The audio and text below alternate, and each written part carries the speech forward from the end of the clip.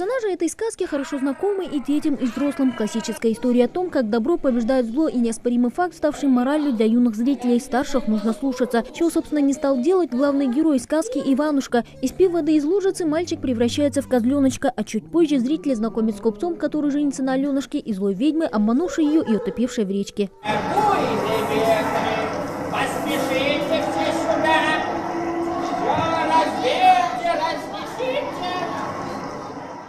Пока зритель наслаждается представлением, по ту сторону сцены разворачивается настоящее шоу. Во время спектакля актеры управляют куклами, озвучивают персонажей, передвигают декорации и меняют фон. Один и тот же человек может играть сразу несколько ролей. Руками виртуозного кукольника Баба-Яга, к примеру, превращается в ворона. Такие перевоплощения совсем незаметны для юного зрителя. В примере спектакля актерская труппа обновила реквизиты для представления. Новые куклы смастерили по старинке. Своим героем актер управляет с помощью специального механизма. Сначала, естественно, отливают из гипса, на пластилине или на чем-нибудь отливают из гипса, потом в гипс клеют вот эту бумагу и голову делают.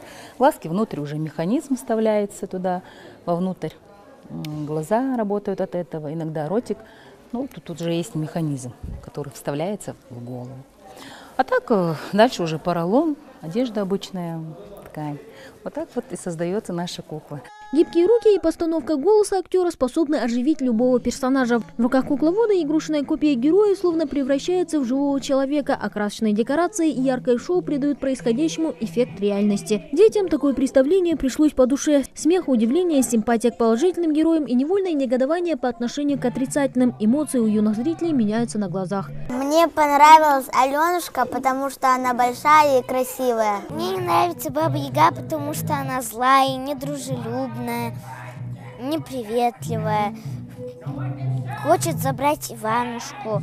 Если до сих пор театру юного зрителя предпочтение отдавали национальной драматургии, то в этот раз актерская труппа решила добавить в свой репертуар русскую классику. Об этом главного режиссера попросили сами дети, а желание зрителей для театралов, как говорится, закон. В последнее время мы встречаемся со школьниками в школах после спектакля, и детям очень интересна эта сказка. И попросили уже в одной из наших лицейских школ, а почему вы не поставите сестрицу Аленушку? Им нравится этот Иванушка, который озорной такой балванный мальчик, который, наверное, соответствует ихнему возрасту.